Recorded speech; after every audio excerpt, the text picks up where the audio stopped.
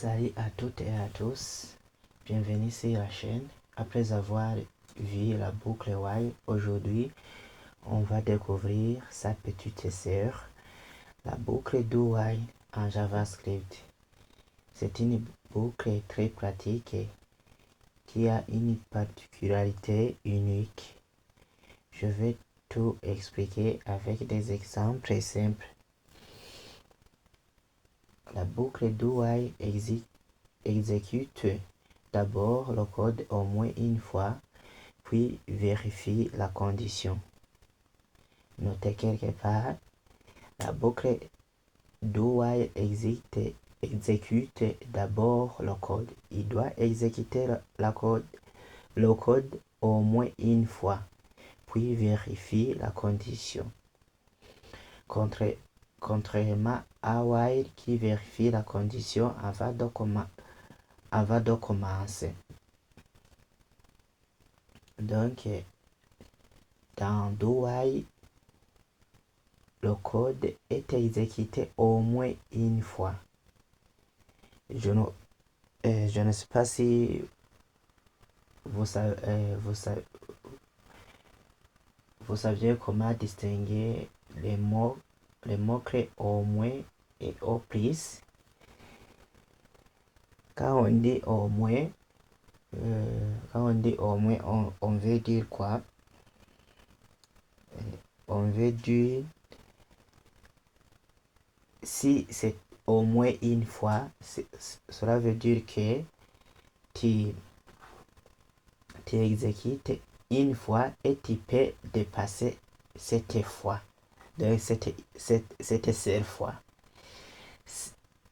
Si c'était au plus, tu peux ne pas arriver à 1, mais tu peux exécuter le code, donc je dirais 0 fois, même si ça n'a pas de sens. On ne peut pas exécuter le code 0 fois. Et tu ne dois pas dépasser une seule fois. Une seule fois, ça c'est au plus. Mais quand on dit au moins, tu exécutes une seule fois et tu peux même dépasser cette seule fois. Ok, je vous montre alors la puissance de notre projet. On a un fichier qui s'appelle, ou bien un dossier, notre projet qui s'appelle JavaScript, qui contient des fichiers index.html, script.js. Dans script.js, il n'y a pas quelque chose. On n'a pas encore écrit le code de JavaScript. Dans index.html, dans le fichier HTML, on a les parties principales HUD et body, en-tête et corps. Dans en-tête, on a défini les balises qui définissent les métadonnées et la balise title pour montrer le titre du navigateur. Dans body, il y a le titre de niveau 1, apprendre le JavaScript. Et il y a aussi la balise script qui permet d'écrire du code de JavaScript.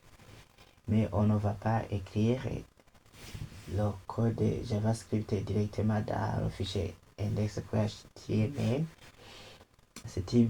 C'est une bonne manière de séparer les deux fichiers index.html, le code de HTML et le code de JavaScript.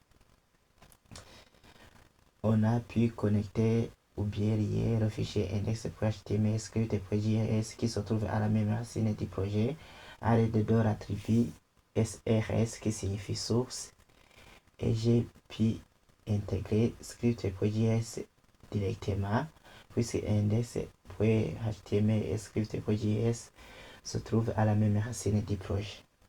Si on regarde dans le navigateur, on a les boucles, on a aussi apprendre le JavaScript dans la console.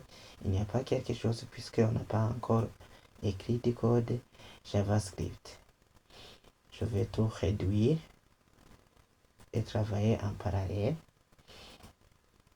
Ici, on donne l'initialisation de la variable i Je mets ret I qui reçoit la valeur 1. Je mets do.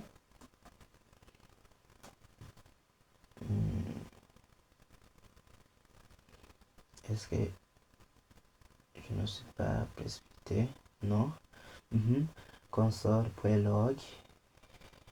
Je mets console.log et j'affiche alors le nombre. J'affiche le nombre.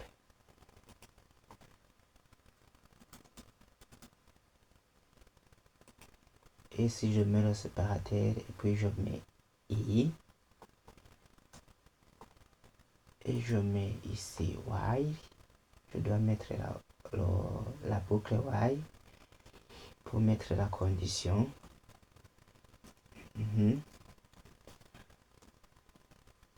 Inférieur ou égal à 5, c'est quelle variable? C'est la variable I. Et je termine par un point virgule. Si j'enregistre, j'ai oublié de mettre l'incrémentation ici. C'est pourquoi ici vous voyez que c'est une boucle sans fin. J'enregistre.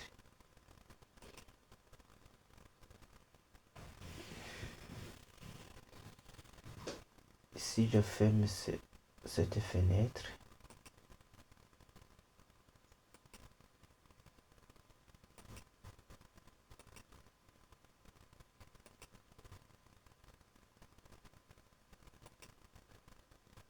on entend, on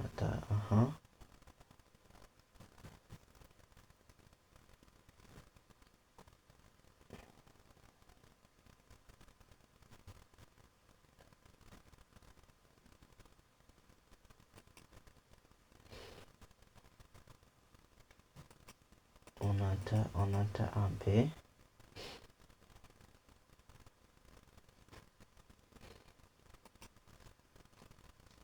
Console.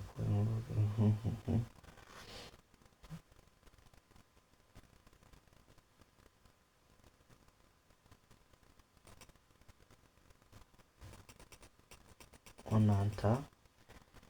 Vous voyez aussi le navigateur s'est planté puisque je n'ai pas mis d'incrémentation.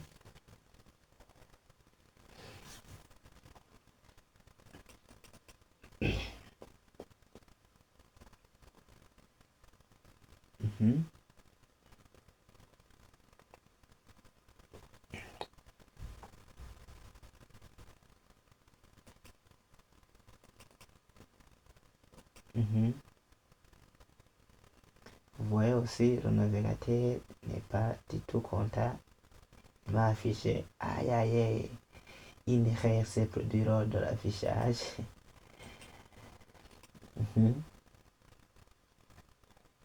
Si je vais là à la console, maintenant ça va. Donc ici, qu'est-ce que je viens de faire? Tout d'abord, j'ai mis une initialisation. Souvenez-vous, auparavant, on a étudié quoi? On a étudié de faire while directement ici, de mettre la condition. Il faudrait que je mette la condition ici. I inférieur ou égal à 5. Et puis d'exécuter le code à l'intérieur